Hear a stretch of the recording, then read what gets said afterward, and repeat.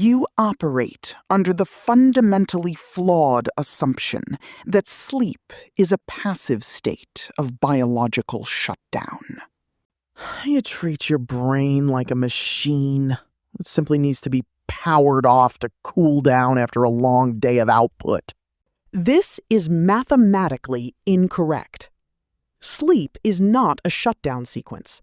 It is an intensely active, highly structured, event-driven biological architecture. In fact, during specific phases of your sleep cycle, your brain is actually burning more metabolic energy than when you were wide awake.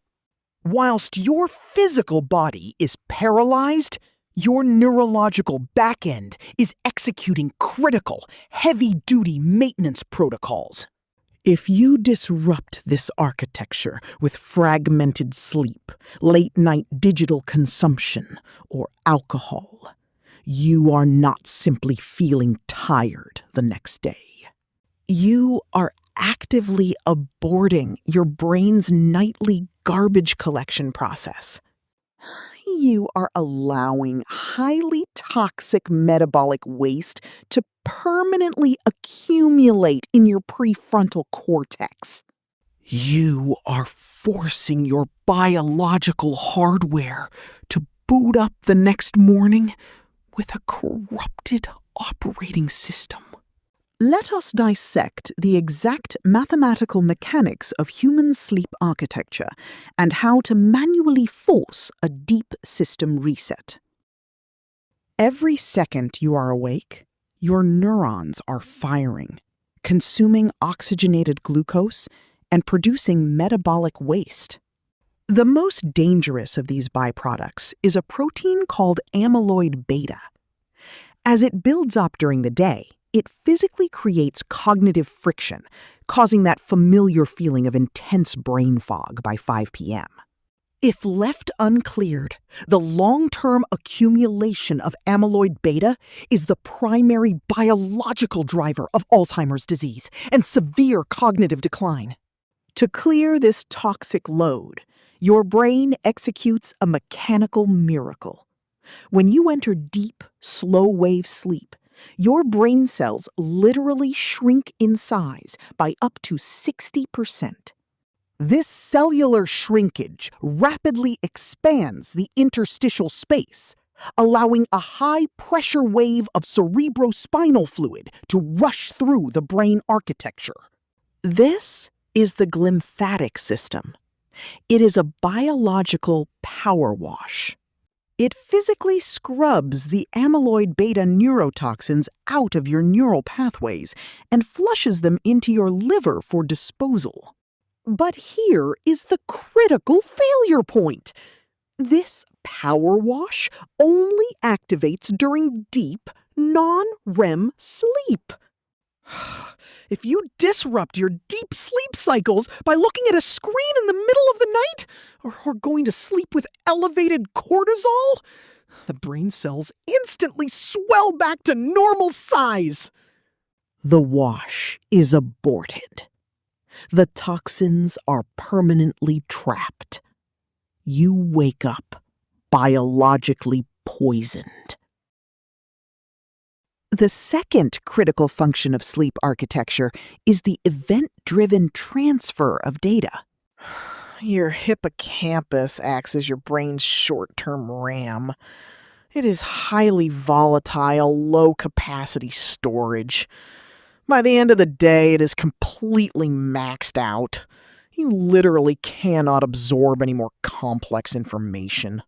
During the REM phase of sleep, your brain initiates a secure file transfer protocol. It extracts the raw data from the fragile hippocampus, packages it, and hard-codes it permanently into the vast neural networks of the neocortex. This is memory consolidation. This is how a difficult piano scale, a complex mathematical formula, or a corporate strategy becomes permanent, effortless knowledge. If you chronically truncate your sleep to 5 or 6 hours, you are physically amputating the heaviest REM cycles, which occur in the final hours of the morning. You cut the data transfer cable before the download is complete. The information you spent 8 hours struggling to learn the day before is wiped from the volatile RAM, but it never made it to the hard drive. The data is simply gone. You have mathematically wasted your entire day of effort because you failed to respect the back-end saving process. You must optimize the architecture to protect the data. To execute these protocols correctly, your brain runs on a strict mathematical algorithm. Sleep is not a monolithic block of 8 hours.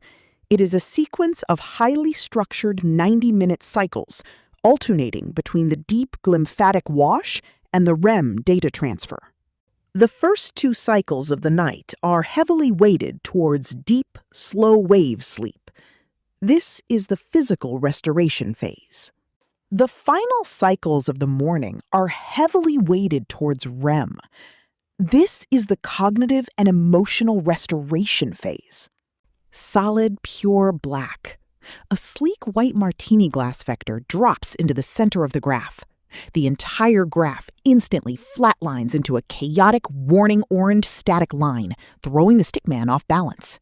Solidified, pure black.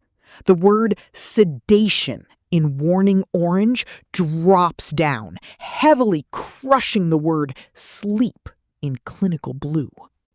Similarly, falling asleep with an elevated core body temperature or an active digestive system forces the autonomic nervous system to stay online. The cycles fragment. The 90-minute rhythm is destroyed. You may have been unconscious for 8 hours, but your brain spent 0 minutes actually executing its maintenance protocols.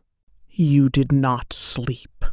You just closed your eyes whilst the system quietly burned to the ground. You can no longer leave this process to chance. You must deliberately engineer your external environment to trigger the internal algorithm. Rule 1.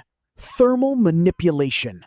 Your brain physically cannot initiate deep sleep until your core body temperature drops by 1 degree Celsius. Keep your sleeping environment brutally cold. Rule 2. Photopic blocking. Artificial blue light destroys your pineal gland's ability to secrete melatonin. You must enforce a strict, zero-screen digital quarantine 90 minutes before shutdown. Rule 3. The circadian anchor. The countdown timer for tonight's sleep actually begins the moment you wake up. You must expose your optic nerve to raw, natural sunlight within 30 minutes of waking. This massive spike of morning cortisol sets an unyielding biological timer, guaranteeing the release of melatonin exactly 16 hours later. By enforcing these architectural constraints, you stop merely surviving the night. You weaponize your sleep to physically upgrade your neurobiology for the next day's execution.